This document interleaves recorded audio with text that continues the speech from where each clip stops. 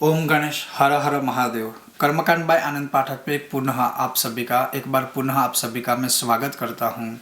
और आज एक ऐसा बहुत ही सहज, बहुत ही सरल, बहुत ही संक्षिप्त और वह माता पिता अवश्य खुश होंगे जिनके वहाँ मतलब मानिए अभी अभी बच्चों का जन्म हुआ है या कुछ दिनों में होने वाला है। क्यों मैं ये बोल रहा हूँ, तो आज के विषय को देखकर और सुनकर आप बहुत ही प्रसन्न होंगे और बहुत गर्व अनुभवित होंगे हम हमारी इस सनातन की परंपराओं के ऊपर।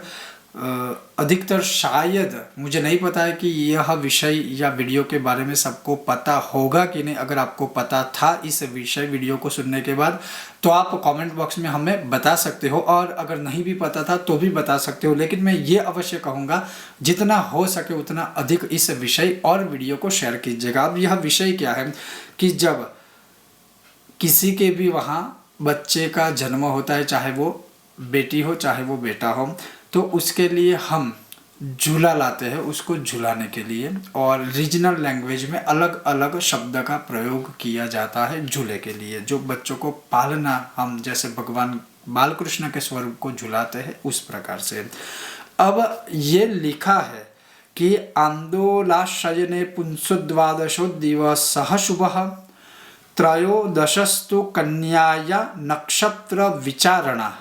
इसका अर्थ में ये लंबा है संस्कृत में, हिंदी में आपको बता दूं कि आप जब वह झूला लाते हो तो उसके लिए कोई दिक्कत नहीं है, किसी भी दिन लाइए या फिर बच्चे के जन्म हो जाने के बाद लाइए। लेकिन बच्चों को उस झूले में किस दिन सुलाना है, अगर बेटा है तो किस दिन सुलाना है, अगर बेटी है तो किस दिन सुलाना है, और क्या देखकर सुलाना है, मतलब क्या इसमें मुहूर्त आदि देखने की जरूरत है या नहीं है। तो मैं बता दूं कि जैसे अगर किसी के वहाँ बेटे का जन्म हुआ है तो जन्म के 12वें दिन वह झूले में बच्चों को अर्थात बेटे को सुला भी सकते हैं और झूला भी सकते हैं 12वें दिन के बाद ही या 12वें दिन से मानिए।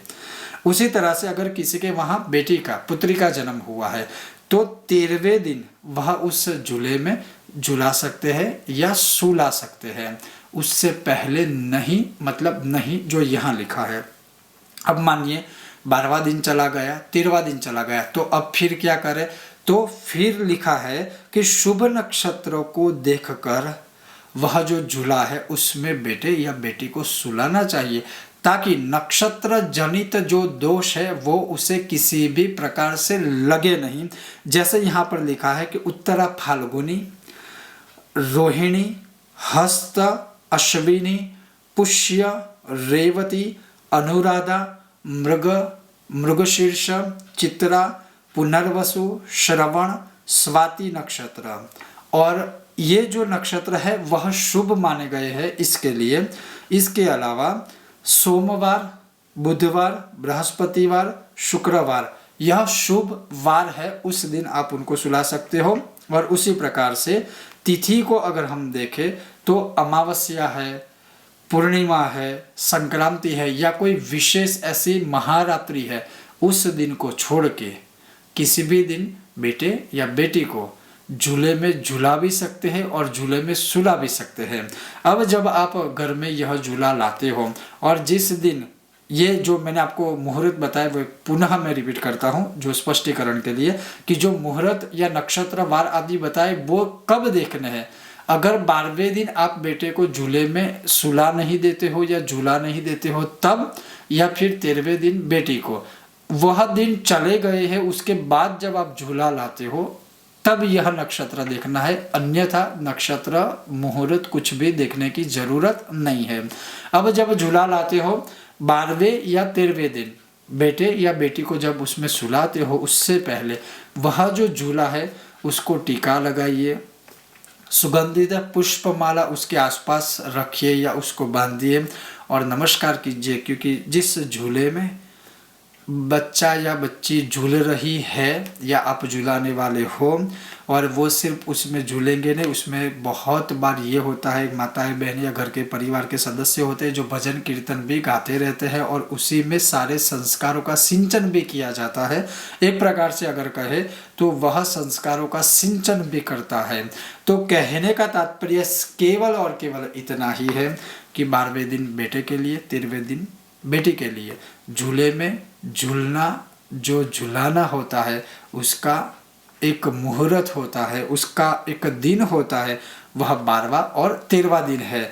ऐसा नहीं है कि सीधा ही मार्केट से हम झूला लाए और सीधा ही बच्चों को सुला दिया, ये नहीं होता है। तो ये था एक संक्षिप्त है, महत्वपूर्ण विषय और वीडियो है। हो सकता है किसी को पता होगा, हो सकता है किसी को शायद न भी पता हो, लेकिन अगर आप चाहे तो आप इसका प्रयोग कर सकते हो अपने बेटे या बेटी के लिए या बच्चों के लिए। ये था आज का विषय और वीडियो। अगर आपको यह विषय वीडियो पसंद आया हो, लाइक कीजिएगा, शेयर कीजिएगा। चैनल पर नए हो तो सब्सक्राइब करके घंटी का चिन्ह दबाइएगा। बहुत जल्द मिलते हैं नए विषय और वीडियो के साथ। तब तक आप देखते रहिए कर्मकांड बाय आनंद पाठक मेरे साथ। ओम गणेश, हर हर महादेव, जय सिया राम।